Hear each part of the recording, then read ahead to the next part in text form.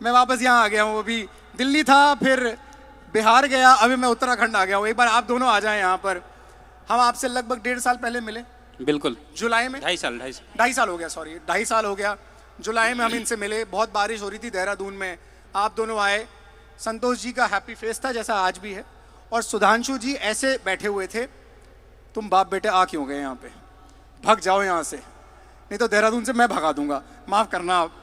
इनका चेहरे और चेहरे के एक्सप्रेशन ऐसे थे, हमें डर लग रहा था कमालुद्दीन जी कि सुधांशु जी को कैसे अपनी धीरे धीरे बात सरकाएंगे। हमने सच में सरकाना शुरू करी धीरे धीरे। सुधांशु जी वेस्टीज ये है, क्योंकि ये ऐसे दीवाने थे। मैं आपकी तरफ से बोल रहा हूँ, पापा की फोटो इन्होंने घर पे लगा रखी थी जब पिछली कंपनी में थे। ये इतना मानते थे, और आज पहली बार उनके सामने जब फेस ऑफ हुआ, फेस टू फेस बैठे, तो इन्हें भरोसा उठ गया था इनका इंडस्ट्री से कि अब कुछ करना भी है।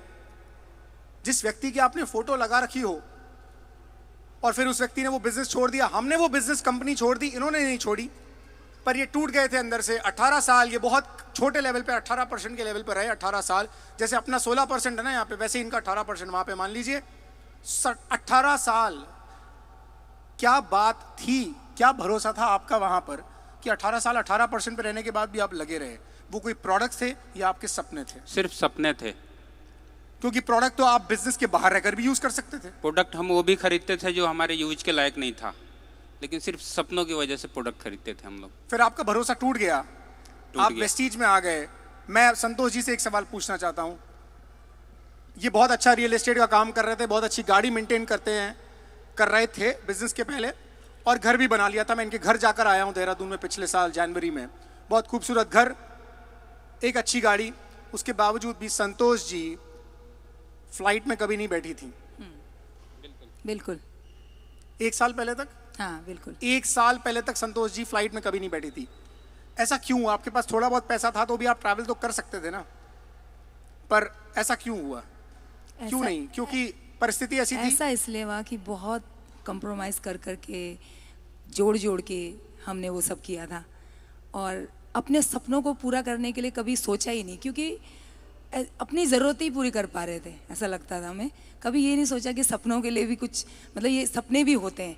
और मेरे को इसलिए मैं टेंशन में रहती थी कि जीवन में सोचा तो बहुत कुछ है, वो सब कुछ पूरा हो नहीं रहा है। कर तो हम रहे हैं काम, पर अभी वो सब तो मिल ही नहीं रहा है जो सोच के इस इंडस्ट्री में आए थे, या मतलब छोड़ चुके थे खैर उस समय। तो जब पहली बार मिले तो मुझे ये लगता है कि वो सारे सपने आंखों के सामने आ गए, और मैं बहुत खुश थी आप लोगों को देखकर।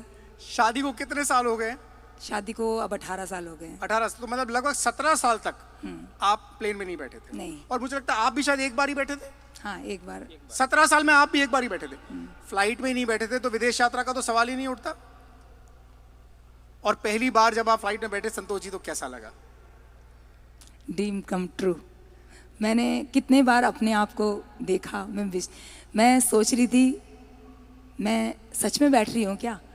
और मैं बहुत देर तक सुधांशु जी को भी, मैं जब जहाज़ पे पहली बार बैठी तो मैंने पहले उसको प्रणाम किया कि मेरा एक सपना पूरा हुआ। सपने, क्योंकि जब मैं इस इंडस्ट्री में आई थी सिर्फ 18 साल की थी, एक्स कंपनी जब शुरू की थी, और ये बिज़नेस मुझे इसलिए जचा था क्योंकि सपने बचपन से बहुत ज़्यादा थे।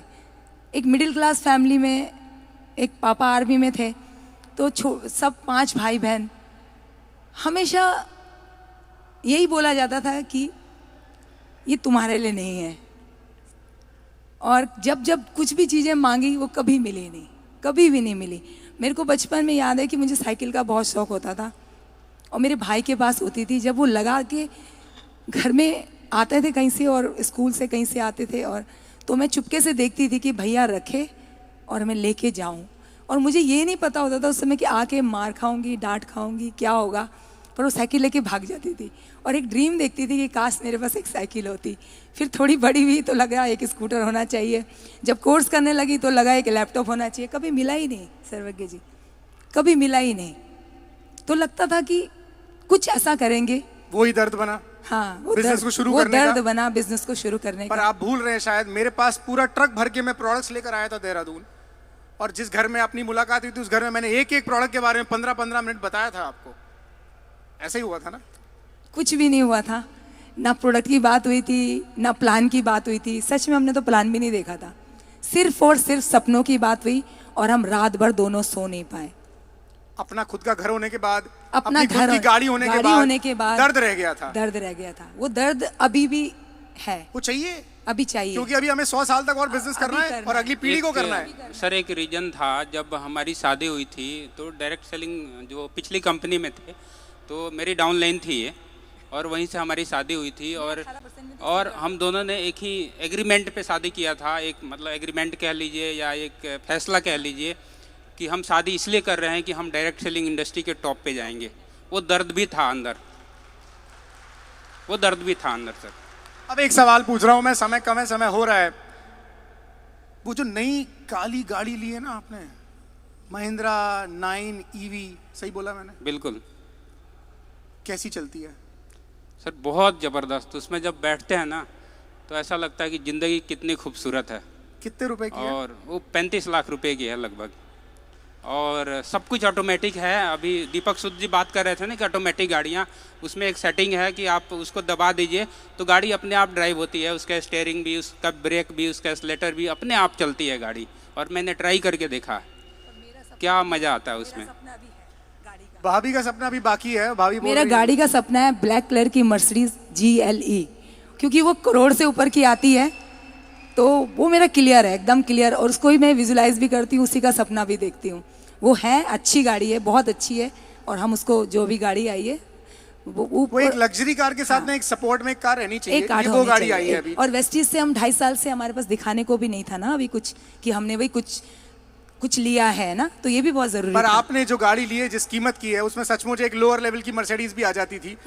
35 लाख रुपए की सचमुच एक लोअर लेवल की GLA मर्सिडीज 35-40 लाख के करीब की आ जाती थी। तो आपने सचमुच एक गाड़ी ऐसी ही खरीदी है जो लग्जरी कार के सपोर्ट में होगी। अब लग्जरी कार करोड़ रुपए से ऊपर की आएगी। इन्होंने मुझे बोला कि तुम ना GLA 40 में ऑडी आ रही थी। नहीं, हाँ नहीं, वो टेस्ट ड्राइव भी लेकर आए कराने के लिए। पर मैंने इनको बोला मेरा GLE ये सब लेने का ड्रीम नहीं है, क्योंकि मेरे को ये नहीं चाहिए। कुछ और चलेगा, पर एक बार आपने अगर ये ले लिया तो हो सकता है मैं GLE ना ले पाऊँ।